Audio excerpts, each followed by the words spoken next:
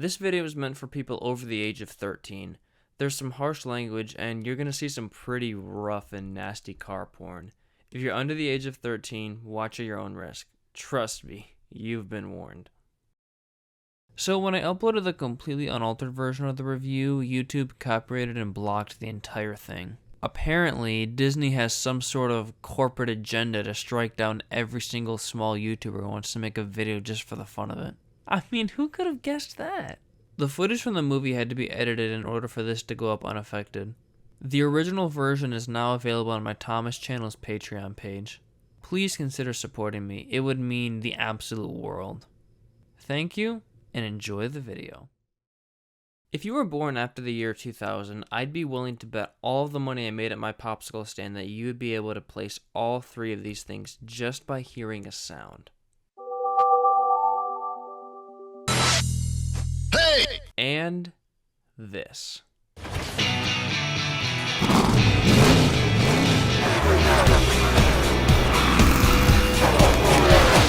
Cars is a movie.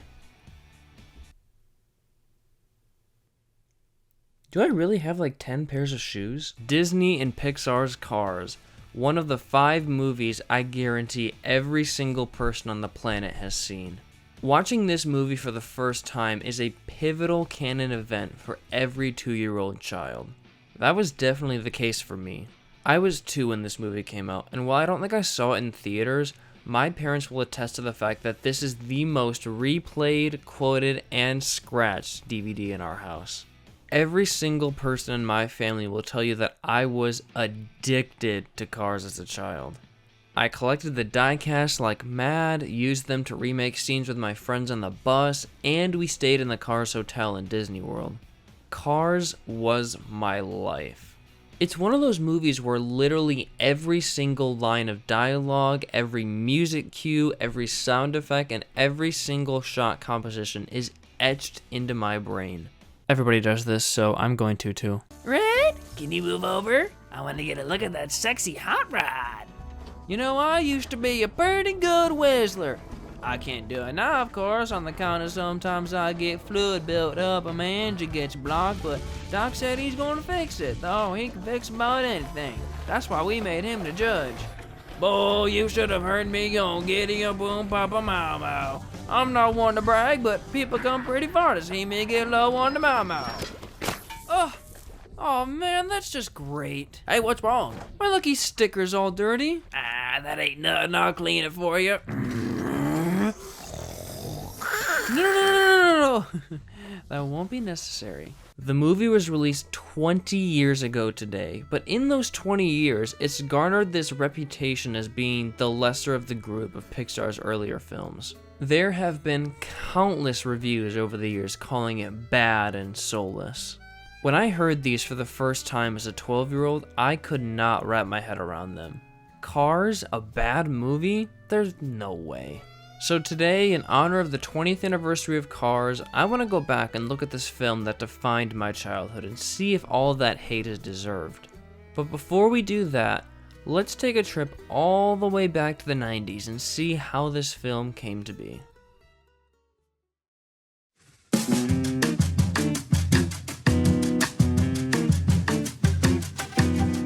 The inception of Cars can be traced back to the very early days of Pixar. The studio became an instant household name when this little indie film Toy Story was released in 1995. During the development of said film, the idea of a film revolving around cars was briefly floated around. Once A Bug's Life was nearing completion in 1998, the idea was officially pitched by story artist George Klubin, sorry if I butchered that, and he, director John Lasseter, and storyboard artist Joe Ranft began developing the film. All three were avid fans of Disney's Susie the Little Blue Coupe short, and they felt heavily inspired by that to do a film about sentient cars. After directing Toy Story, A Bug's Life, and Toy Story 2 back to back, Lasseter and his family took a cross-country RV trip from the west coast to east coast of America in the summer of 2000. They all became really close as a family, and Lasseter realized that what was most important in life was the journey and relationships with others. That was the moment when he knew exactly what he wanted Cars to be about.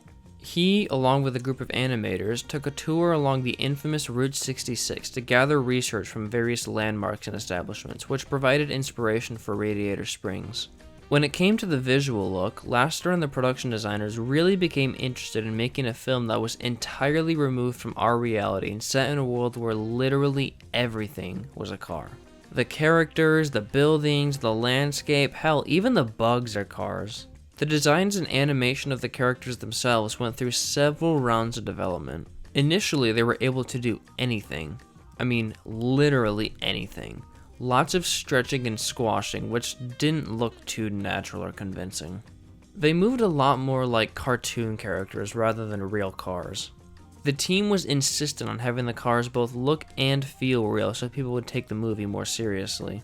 The authenticity of Route 66 and racing would be there, but if they didn't get the main selling point of the movie right, car fanatics would be at their throats. They actually went to car manufacturing facilities and learned how cars were made to better enhance the animation and the designs. Like any animated film, Cars took roughly 4 years to properly develop, and during that time, Pixar was officially purchased by Disney, who at the time only retained marketing and distribution rights for the pre-Cars films. The Disney and Pixar merger is quite a complex story that I don't really have the time to get into right now, but I'd highly recommend you research it because the future of Pixar and all of their characters could have been severely different had the deal not gone over well. Cars premiered on May 26, 2006 at the Lowe's Motor Speedway, and it won the Golden Globe Award for Best Animated Feature in 2007. Now, with all this time and effort put into the film, how did it turn out? Did it deserve that Golden Globe? Is it really as bad as everyone says it is? Let's find out.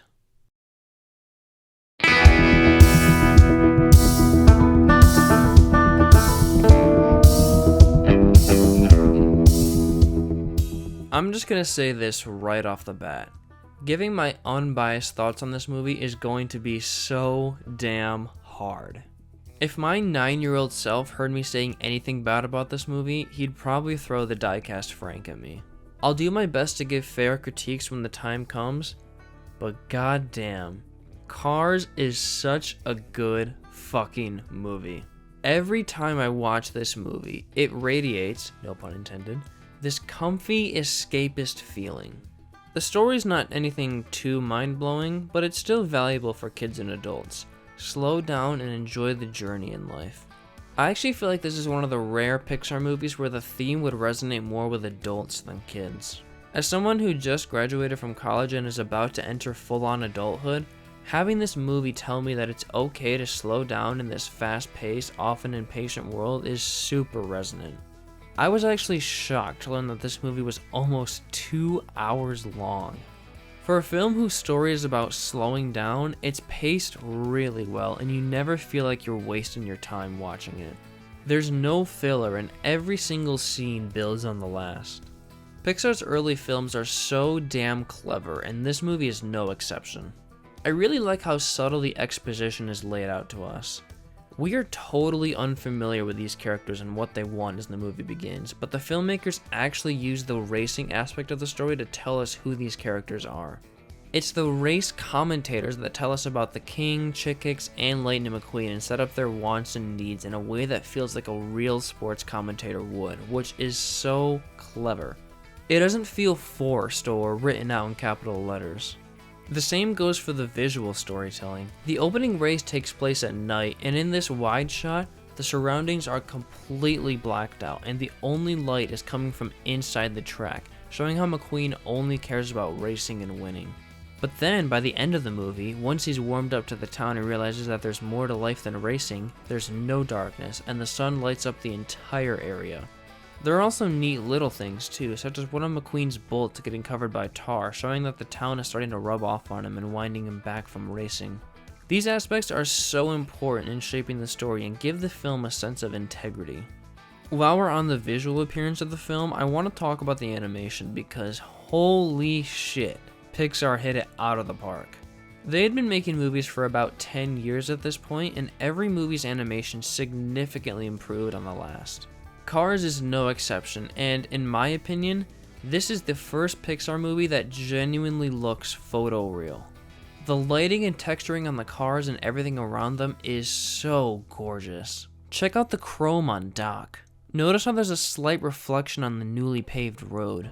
Look at McQueen in the first scene. That is a real car that they filmed. You cannot convince me otherwise. As I mentioned in the history section, Pixar went through a heavy design phase, and when you look at some of the drawings in the first animation test for the movie and compare them to the final result, you'll be blown away. I mean, wow, this movie is gorgeous. Hats off to you, animation team, you nailed it. Having realistic environments and buildings is one thing, but if your characters aren't personified in their movements, they won't stand out. The characters in this movie are animated so distinctly from one another, and you can easily pick up on what type of car and person they are. McQueen gestures very cockily, and he moves like a professional athlete while he's racing. Doc's very secluded and reserved, Mater has the eagerness of a puppy, and Sheriff sways around easy because he's such a bouncy, loose bassist. The way McQueen is animated over the course of the movie is very reflective of his growth as a character. In the beginning, he moves very cockily and smugly. He's the young, hotshot rookie. Of course he would jump over the wall to get around these cars and stretch overly aggressively before racing with Doc. But as he grows, he begins to mature in his movements and he moves a lot more elegantly in the final race. Visual storytelling, baby, it's great. But what's a well-animated character without a well-written character? Because of the type of movie this is, not every single character is going to have major arcs or interesting personality traits, but the ones that do are really well defined. Lightning McQueen not only has a badass name, but is such a good character for kids to look up to. You both love and hate him in the first 2 acts, but by the third, he's become much more vulnerable and humbled by experiences and characters like Sally, Mater and Doc, paving the road, racing at Willie's Butte, etc. Again, they don't all have the most dynamic or interesting personalities, but the most important ones like Sally and Luigi and Guido are well written. However, the 2 characters that absolutely steal the show for me are Mater and Doc Hudson.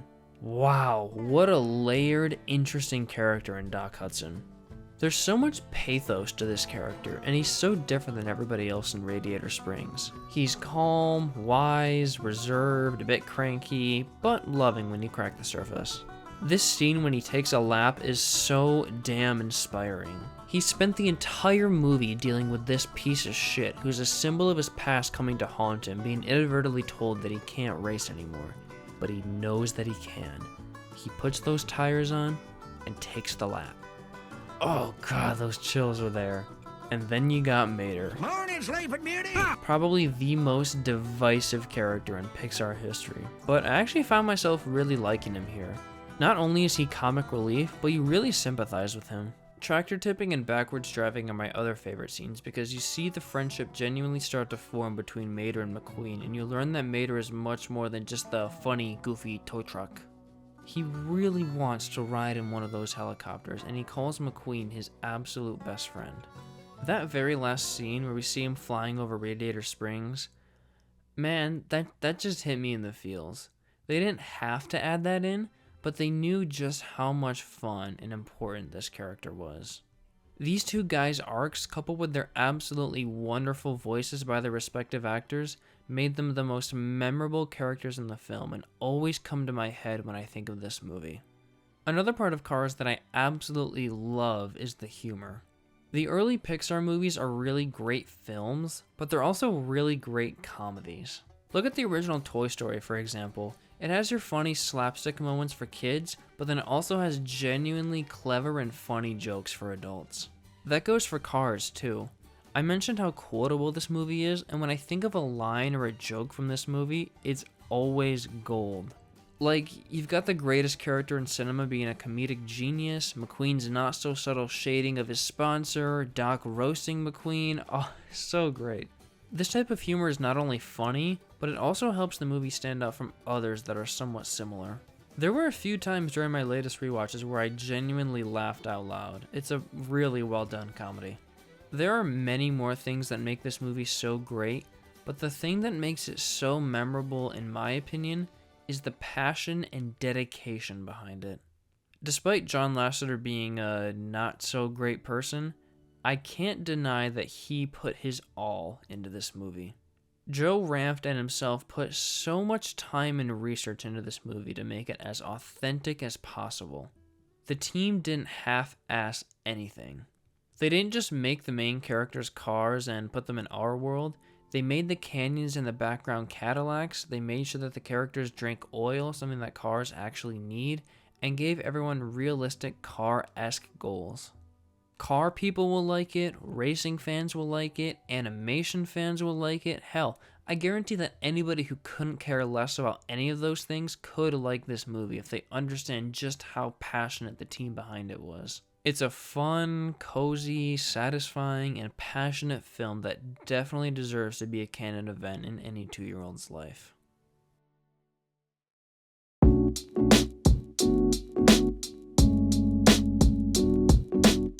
I've spent all this time praising the movie, but if I'm being honest, there are some things about it that I don't like. Most of them are honestly nitpicky things like where's this camera on Mac, but there are a few crucial issues that I have with certain aspects. This first one is an issue that others have pointed out in the past, but why isn't Chick Hicks disqualified from the races or removed from the Piston Cup? In the first race, he purposely caused a huge accident that almost killed all the racers, and in the final race, he purposely knocks McQueen a few times, blows out his tire, and he causes the King to fly across half of the track, yet he still got a Piston Cup, and he works for RSN later in the series. Yeah, he technically won the race, but can someone in the comments explain how NASCAR works and if this is actually realistic? If no one in Radiator Springs knows Doc is a race car, how'd he get those tires on? There's no way he did that himself. He had to have had help from Guido, right? And while we're here, why does Radiator Springs have this huge racetrack? It looks really cool, and it's the set piece for 2 of the best scenes in the movie, but who's actually, racing on it? Why is it so bad if a car runs out of gas? We can see in this scene that McQueen lost all of his gas, but he's still able to hop around while talking to Sheriff and Sally. Is gas kind of like the equivalent of our food or protein or something? How did McQueen go from his cruising paint job to his racing one so quickly? It's basically implied that he went straight from Radiator Springs to the track, so how did he get his spoiler and shit back? And finally, and this one actually kind of irritates me, but why did no one rush to help the King after he crashed? In the third movie, when McQueen crashes, his crew, fire trucks, and ambulances rush out to the scene to help him. The King literally almost died, and McQueen is the only one who comes to help him? Wow.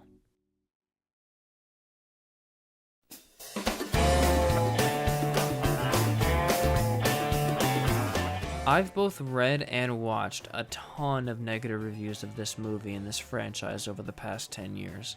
The old YouTube critics call it the worst franchise Disney and Pixar have ever created, and it's the black sheep of Pixar's golden age. After loving this franchise for 20 years and watching this movie nearly 10 times just for this video, I genuinely cannot understand why people could hate this movie. Sure, it's not on the same level of Monsters Inc. or Toy Story 2, and it's not the most enriching, thought-provoking story ever, but it's not trying to be one. Cars is a love letter to racing, to Route 66, and to cars as a whole.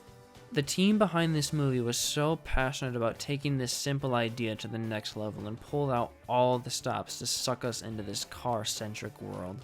The characters are endearing, the comedy is on point, the music hits hard, and the animation, oh my god, is it gorgeous. I can 100% say that this movie holds up 20 years later. Cars is going to be one of those movies that sticks around for the rest of time and will survive through the apocalypse. If you haven't seen it in a while or just haven't seen it full stop, I'd highly recommend you check it out. It's a fun, cozy, heartwarming time that'll surely leave your tank full.